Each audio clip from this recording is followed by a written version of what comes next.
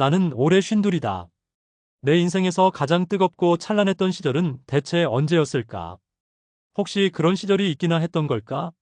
눈을 감으면 아득하게 멀어진 젊은 날의 꿈들이 먼지처럼 흩어져만 간다. 쉰둘이라는 나이가 무색하게, 거울 속 내 얼굴은 언제부턴가 늘 피곤에 절어 있고, 푸석한 피부는 마치 메마른 사막처럼 생기를 잃어버린 지 오래다. 마치 내가 살아있지 않은 사람처럼 말이야. 식당을 연 지도 벌써 12해가 넘었다. 처음 이 가게 문을 열던 날, 아내와 나는 꿈에 부풀어 있었다. 밤늦도록 손님으로 북적이는 가게, 고소한 음식 냄새가 끊이지 않고 서로의 눈빛 속에는 미래에 대한 희망이 가득했지. 하지만 세월은 그 희망을 서서히 갉아먹었다. 매일 아침 6시, 알람 소리보다 먼저 눈을 뜨고 굳은 어깨를 움직여 식당으로 향한다. 묵직한 철문을 여는 소리가 하루의 시작을 알리고, 뜨거운 기름에 채소를 볶고 반죽을 치대고 수없이 많은 접시를 닦는 일이 반복된다. 밤늦게 손님이 뜸해진 고요한 가게에서 겨우 문을 닫고 나설 때면 내 몸은 파김치가 되어 버스 정류장을 향한다. 그게 전부였다. 어느 순간부터 내 하루의 시작과 끝이 아무런 감정 없이 기계적으로 흘러가고 있었다. 마치 톱니바퀴처럼, 이 커다란 기계의 작은 부품처럼 말이다. 아내와 나는 마주 앉아 식사하는 시간마저도 사치였다. 서로 다른 시간에 식사를 하거나 각자의 자리에서 홀로 밥을 삼키는 것이 일상이 되었다. 우리의 대화는 늘 숫자에 맞춰져 있었다. 오늘 매상 얼마 나왔어? 재료비가 또 올랐네. 인건비 부담이 너무 심해. 식당의 계산기 소리나 주문표를 정리하는 차가운 말들 뿐이었다. 살가운 말 한마디, 따뜻한 눈빛 한 번 나누는 것도 잊어버린 채 그렇게 살았다. 사랑이 식은 건 대체 언제였을까? 어쩌면 너무 오래전이라 사랑이 있었던 가조차 기억 저편으로 사라져버린 건 아닐까? 회색빛 연기처럼 뿌옇게 피어오르는 의문에 가슴 한편이 텅 비어버린 것 같았다. 그저 버텼다. 가난했던 젊은 시절, 이 악물고 일해서 겨우 마련한 내 가게. 포기할 수 없었다. 가게 유지비, 치솟는 인건비, 자꾸만 오르는 재료비. 매달 뼈를 깎는 고통을 감수하며 가게를 지켰다. 혹독한 추위가 몰아치는 겨울 한가운데 얼어붙은 얼음처럼 내 삶은 점차 차갑게 굳어지고 있었다. 내 삶의 모든 에너지는 이 식당을 유지하는 데에만 쓰였다. 잠시라도 숨을 고르면 모든 것이 무너질 것 같아 쉴 수도 없었다. 그렇게 나는 삶의 거대한 무게에 짓눌려 숨 쉬듯 살아냈다. 그런데 그런 메마른 일상 속으로 한 줄기 빛처럼 그 사람이 들어왔다. 그날 이후로 이 얼어붙었던 내 삶의 모든 것이 송두리째 흔들리기 시작했다. 그날 오후였다. 여느 때와 다름없이 손님이 뜸한 한적한 오후. 기름 끓는 소리와 접시 부딪히는 소리만 가득하던 가게 문이 딸랑 소리를 내며 열렸다. 나는 그저 기계적으로 어서 오세요 하고 고개도 들지 않은 채 인덕션 앞에서 튀김을 뒤집고 있었다. 그런데 그때 낯선 목소리가 들려왔다. 마치 겨울 가뭄에 단비라도 내린 듯 맑고 청량한 목소리. 나른하게 늘어져 있던 공기를 팽팽하게 당기는 듯한 그 목소리에 나는 무의식적으로 고개를 들었다. 심장이 아주 미세하게 한 번 덜컥거리는 걸 느꼈다. 사장님, 혹시 알바 구하시나요? 나는 고개를 들었다. 순간 마치 오랫동안 멈춰있던 낡은 시계의 초침이 째깍 소리를 내며 다시 움직이는 듯했다. 혹은 어쩌면 시간 자체가 그 순간 멈춰버렸는지도 모른다. 내 눈앞에 서 있는 사람은 마치 회색빛 벽에 걸린 유화 그림처럼 주변의 모든 것을 배경으로 만들어버렸다. 밝고 순수한 미소는 시든 꽃밭에 핀 한 송이의 들꽃처럼 생기가 넘쳤고, 나긋나긋하고 고운 말씨는 얼어붙었던 내 귀에 녹아들었다. 무엇보다 인상 깊었던 건 그녀의 단정하고 맑은 눈빛이었다. 흔들림 없는 그 눈빛은 너무나도 오랜만에 느껴보는 순수함이었고, 내 삭막한 일상에 잔잔한 파문을 일으켰다. 그녀는 자신의 이름을 은서라고 했다. 23, 대학을 휴학 중이라며 밝게 웃었다. 23이라니 내 나이와는 거의 3배 가까이 차이가 나는 아가씨였다. 내 딸뻘이겠지 하는 생각이 스쳐 지나갔지만 이상하게도 나이를 가늠할 수 없는 묘한 기운이 그녀를 감쌌다. 하루 몇 시간만 도와드릴 수 있냐고 묻는 그녀의 목소리에 나는 왠지 모르게 대답이 느려졌다. 심장이 계속해서 묘한 리듬으로 뛰고 있었고 입은 쉽사리 떨어지지 않았다. 잠시 망설임 끝에 나는 간신히 입을 열었다. 그래요, 내일부터 나오세요. 그 말은 마치 내 의지와는 상관없이 터져나온 것처럼 느껴졌다. 어쩌면 그때 이미 나는 거부할 수 없는 이끌림에 붙잡혀 있었던 건 아닐까. 정말 그때는 몰랐다. 내가 그 한마디를 내뱉는 순간 겉으로는 평화로워 보였던 내 삶의 단단한 균형이 송두리째 흔들리고 결국은 완전히 무너져 내릴 줄은. 내 삶을 지탱하던 모든 규칙과 기준들이 한 젊은 아가씨의 등장으로 인해 와르르 무너지리라고는. 그저 메마른 땅에 단비가 내렸다고 생각했지만 사실은 거대한 폭풍의 씨앗을 뿌리고 말았던 것이다. 그 예측할 수 없는 변화 앞에서 나는 어떤 것도 준비되어 있지 않았다. 앞으로 펼쳐질 격정적인 감정의 소용돌이를 나는 아직 상상조차 할 수 없었다. 은서는 참 성실했다. 아니, 성실하다는 말로는 부족했다. 그녀는 그야말로 특별했다. 아직 햇병아리 같은 23이라는 나이가 무색할 정도로 손님 한 분 한 분에게 진심을 담아 인사하고 뜨거운 김이 모락모락 나는 음식을 정성껏 내놓았다. 늘 웃음을 잃지 않고 밝게 손님들을 응대하는 은서 덕분에 식당은 전과는 다르게 활기를 띠기 시작했다. 딱딱하던 분위기가 부드러워지고 손님들의 얼굴에도 미소가 번졌다. 칭찬이 자자했다. 사장님, 새로 오신 아가씨 덕분에 가게 분위기가 확 살아요. 음식도 맛있지만 친절해서 더 좋아요. 온종일 칭찬이 쏟아져 들어오니 내 어깨도 으쓱해지는 듯했다. 가게 문을 닫을 때까지 나는 마치 꿈을 꾸는 것처럼 흐뭇한 미소를 지었다. 아내도 처음에는 은서를 마음에 들어했다. 사실 처음에는 나보다 아내가 은서에게 더 칭찬을 아끼지 않았다. 저런 아가씨는 정말 요즘 보기 드물어. 요즘 애들 같지 않게 참 바르네. 아내의 말에 나도 모르게 고개를 끄덕였다. 그녀의 순수한 열정은 마치 메마른 들판에 떨어진 씨앗처럼 잊고 있던 희망의 감정들을 피어오르게 하는 것만 같았다. 우리는 그저 좋은 아르바이트생을 구했구나라고만 생각했다. 그렇게 메마른 일상에 조금씩 생기가 돌기 시작했고 나는 하루하루 식당에 나가는 것이 조금씩 설레기 시작했다. 그 풋풋하고 낯선 감정이 대체 무엇인지는 알지 못했지만 싫지는 않았다. 그런데 어느 순간부터였을까? 그녀가 손님을 응대하며 환하게 웃을 때 내 가슴이 묘하게 떨리기 시작했다. 마치 사춘기 소년이 첫사랑을 겪는 것처럼 불쑥불쑥 차오르는 이 알 수 없는 감정. 예전에는 뜨거운 주방에 서 있으면 그저 답답하고 힘들었을 뿐인데 이제는 은서의 밝은 웃음소리 하나에도 땀방울이 시원하게 식는 것 같은 기분이 들었다. 그녀와 눈이 마주칠 때면 괜히 시선을 피하게 되고 불필요한 말을 더듬거리게 되었다.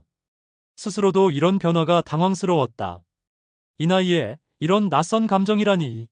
쉰이 훌쩍 넘은 아저씨가 이런 풋풋한 설렘을 느끼다니 스스로가 우스웠고 동시에 어딘가 모르게 죄책감이 들었다.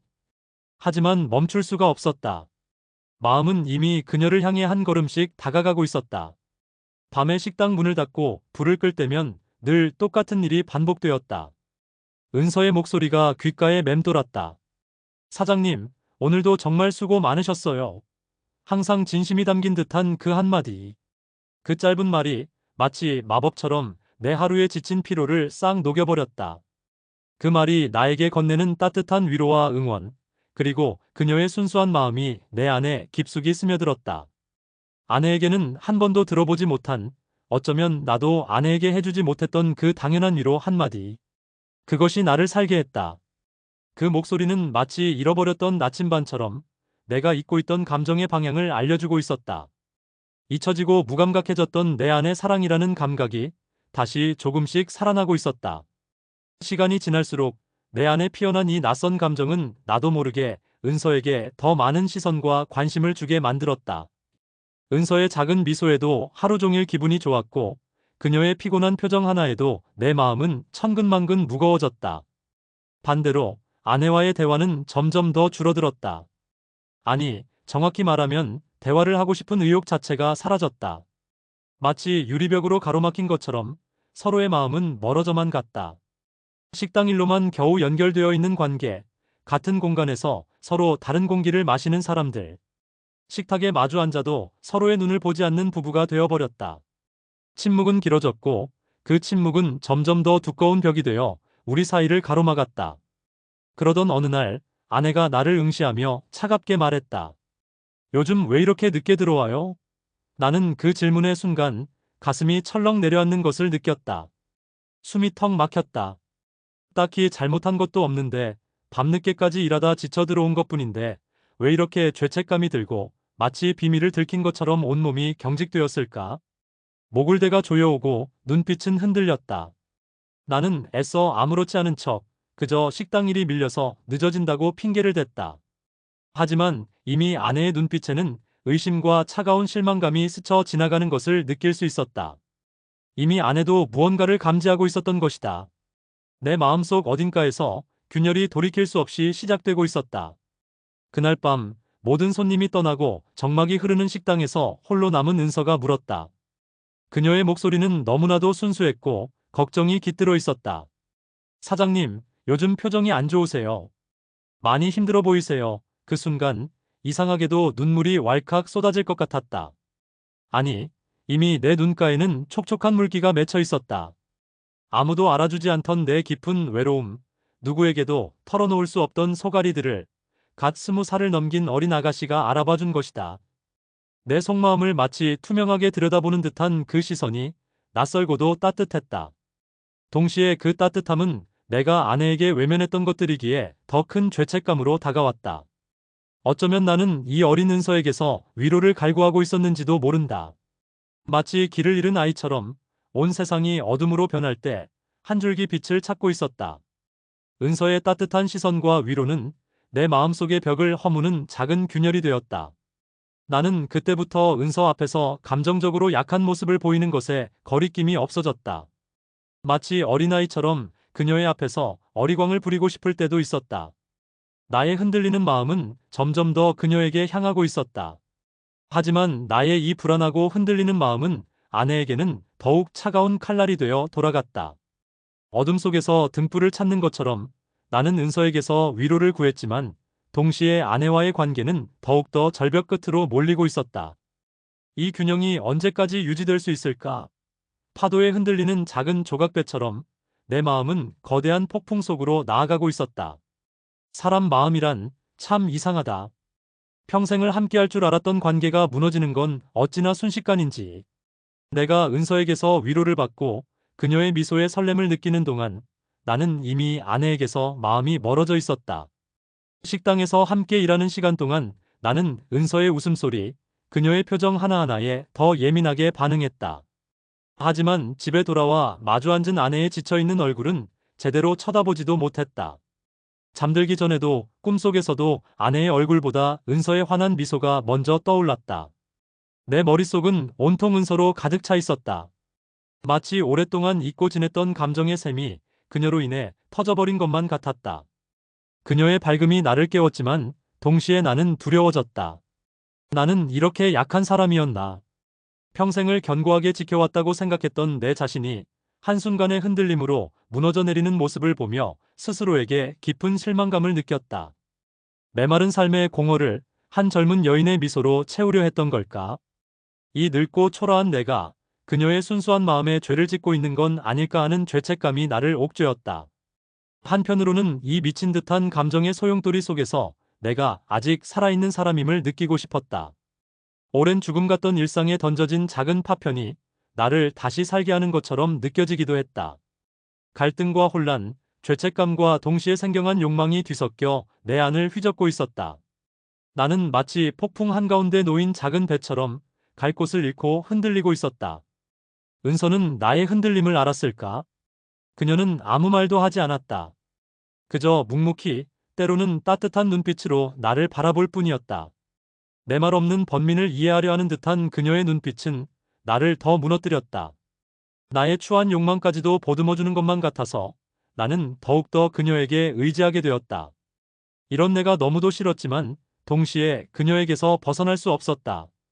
마치 중독된 것처럼 그녀의 존재 없이는 하루하루를 버틸 수 없을 것 같았다.